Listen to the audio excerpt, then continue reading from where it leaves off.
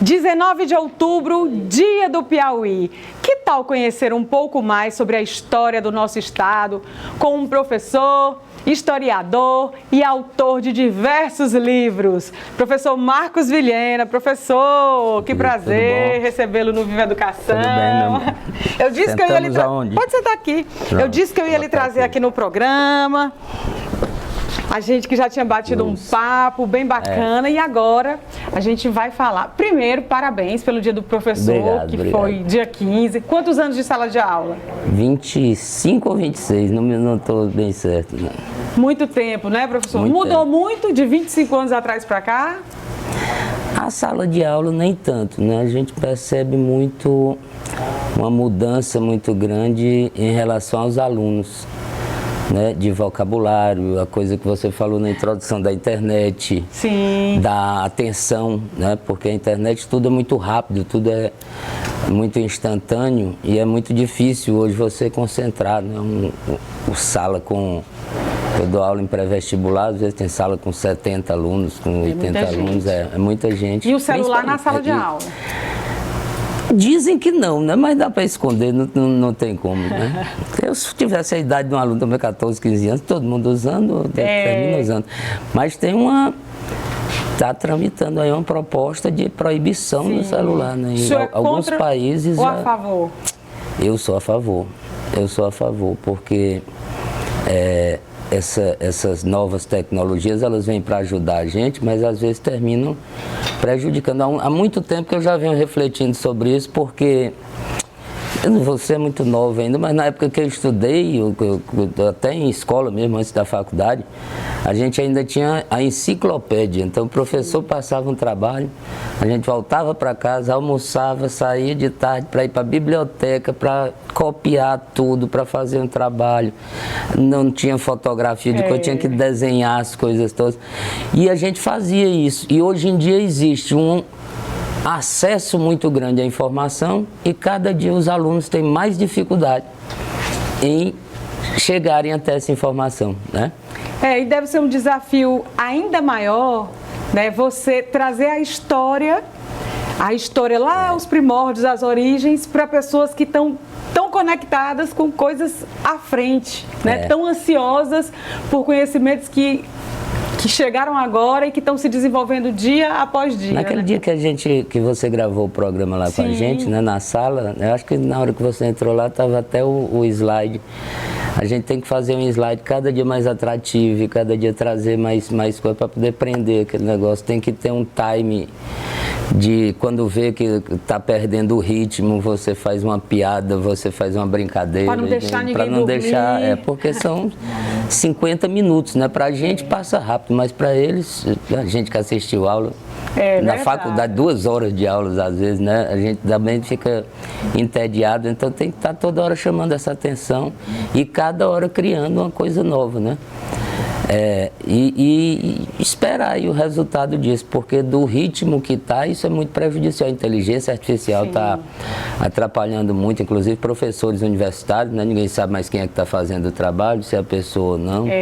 Então, tudo isso tem que ser pensado, claro, né? Sem proibição de coisa nenhuma, mas pensado nesse sentido da educação. Tem que ser equacionado, como uma coisa que era para ajudar, está, no fim das contas, prejudicando, né? Alguns países já proibiram celular em sala agora de é aula. muito interessante porque muitos alunos, eles estão antenados com tudo, porque a informação chega aqui na palma da mão muito rápida, mas não conhecem muitas coisas, por exemplo, sobre o nosso Piauí. Exatamente. Né? 19 de outubro, Dia do Piauí, nós vamos falar, eu acho que eu trouxe a pessoa certa para falar a respeito do Piauí. Quantos livros sobre o Piauí você já escreveu, professor? Sobre o Piauí, especificamente esses 2, né? O Voo de Ícaro, que é minha dissertação de mestrado. Voo de Ícaro. E o da Pátria Casa, que é meu TCC melhorado, né? Eu fiz uma pesquisinha um pouco melhor. Esse da Pátria Casa sobre a imigração árabe para o Piauí. Esse aqui, né? E o Voo de Ícaro é uma biografia do engenheiro José Antônio Sampaio, que é um pioneiro aqui no empreendedorismo do Piauí. Então, eu queria saber um pouquinho mais sobre o engenheiro Sampaio. né? Eu confesso que eu descobri o engenheiro Sampaio por conta de entrevistas suas que eu já vi, mas eu não conheço a figura do engenheiro Sampaio. Fala pra gente qual é a importância do engenheiro Sampaio na história do Piauí. A gente tem ao longo da história, em todos os lugares, a gente tem determinadas pessoas que se deslocam do seu lugar, da sua época, e o Sampaio é um exemplo de uma figura que é um filho da elite piauiense, né? Uma família abastada, muito rica, fazendeira, proprietária de gado. E no século XIX as famílias, principalmente aqui do Piauí, tinham muitos filhos, 10 filhos, 12 filhos, e o curso superior era um degrau, né, de status e tal, e até de preservação daquele poder das famílias. E como só existiam cursos superiores aqui no Rio de Janeiro, né, o curso de medicina do Rio e da Bahia, e direito São Paulo e Recife, né? Os filhos dessas elites iam estudar nesses lugares. Esse maluco resolveu estudar letras na Alemanha, para a partir desse estudo de letras aprender vários idiomas, para estudar engenharia, e uma engenharia de ponta na época, de tecnologia e tudo. Então o Sampaio vai para a Europa no momento em que a Alemanha estava se unificando, estava dando um salto muito grande de modernização. Em pouquíssimo tempo a Alemanha passa a Inglaterra em produção de aço, em construção de ferrovias, e ele assiste tudo aquilo maravilhado, de um mundo novo, maravilhoso, né, que estava surgindo ali no século XIX, todo dia era uma invenção, todo dia, e de repente ele volta para o Piauí, aquele mundo parado, né, completamente a outro universo. E ele volta obcecado em implantar no Piauí aquilo que ele viu na Alemanha, principalmente na Suíça, ali do lado, né? Eu até brinco com meus alunos que a Suíça era um Piauí com frio, né? Então era pecuária também. Eles modernizam esse sistema todo, tem esse salto, e ele voltou com isso na cabeça e ele termina gastando toda a fortuna da família dele para implantar uma fábrica de laticínios que fica em Campinas, do Piauí. Conseguiu implantar a fábrica de laticínios, matou diversas, eu não me lembro mais ao todo, mas para o maquinário sair de onde hoje é Floriano até Campinas, ele foi estendendo o couro do gado das fazendas do pai dele para ir puxando essas máquinas até chegar lá. A esposa dele pegou as mulheres que viviam no local, que eram mulheres rendeiras e tal, e começou uma produção dessas rendas para vender para a Europa. Então Campinas deu um salto, chegou a produzir laticínios, produzia manteiga e tudo. Só que quando assistem a fábrica prosperando e tudo, deram um jeito aqui de destruir esse projeto do Sampaio, porque aqui não era o lugar para isso, aqui era o lugar da velha vaquinha. Não acredito. Nós estamos falando mesmo do século XIX. Do século XIX. Porque a ideia que eu tive, né? Me inspirei até no Jacques Legoff, que fez uma história do Santo Agostinho, que ele diz que os homens constroem a sua época tanto quanto são construídos por ela, né? Então o que foi que eu fiz? Eu peguei o Sampaio como um mote para trabalhar essa coisa da tradição e da modernidade, essa resistência que a gente tem à modernidade. Tanto é que eu cito aí o Hermínio Castelo Branco, que fez um poema imenso, morto de feliz, porque o primeiro barco que entrou no Parnaíba afundou, né? E aqui não era lugar para... ditoso Parnaíba, eu te saúdo, que engoliu esse fumo do progresso e tal. Então a ideia era não deixar o progresso chegar. A resistência à chegada do progresso, porque aquele mundo estava bom, aquele mundo estava parado, né, ali, e qualquer coisa que chegasse de novidade podia afetar aquele lugar de elite daquele povo que vivia, né? O Sampaio representava uma nova esfera de poder, um poder industrial, econômico, e esse cara quer comprar o Piauí. A gente é um pouco assim também, ainda é um pouco assim, né? O Brasil inteiro ele tem uma mentalidade medieval muito forte, né? Muito resistente a tudo isso. Então, tanto que nas últimas eleições a gente se deparou com membros de famílias políticas tradicionais sendo reconduzidos aos locais de poder, e vem geração após geração. E o funcionamento é na base da vassalagem, da troca de favores e tal, que é uma coisa de mentalidade medieval mesmo. Professor, agora eu fiquei muito curiosa com o Da Pátria à Casa, né, que esse livro fala um pouco sobre a ocupação de Teresina Floriano, Teresina. Floriano, Parnaíba, Teresina, com a chegada dos árabes, né? Fale um pouquinho pra gente. Que contribuições a gente vê hoje no nosso cotidiano que vieram desses povos? Quando a gente fala nas contribuições em termos de Brasil, né, a gente tem que lembrar que os árabes ocuparam a Península Ibérica por 800 anos, são quase 1000 anos, é mais tempo que os portugueses têm aqui no Brasil, né? Sim. Eles ocupam aquela Península Ibérica ali e depois Portugal e Espanha nascem da luta entre cristãos e os muçulmanos que viviam ali, né? Certo. Essa luta, que dura 800 anos, coloca os dois em contato e as duas culturas vão se fundindo. Então, na própria formação de Portugal, a gente já tem esse elemento árabe muito forte, né? Porque já vem, que o professor Gilberto Freire lembra pra gente, no caso da Grande Senzala, ele diz, olha, fala-se que o brasileiro é europeu, é indígena e é africano, né? Mas o europeu que é o brasileiro não é o europeu comum, é o europeu islamizado, arabizado por essa influência. Então, quase toda palavra com a L do idioma português é árabe. Palavras com a L. Por exemplo, alfazema, algodão. Pode colocar qualquer, tirando Alexandre. Quem mais, gente? Que palavras? Alfazema, algodão. Almoxarife. Alvorecer. Não é árabe, mas da contribuição deles. O açude que a gente tem em fazendas, a caravela que os portugueses vieram para cá, o engenho de cana-de-açúcar, tudo isso é árabe.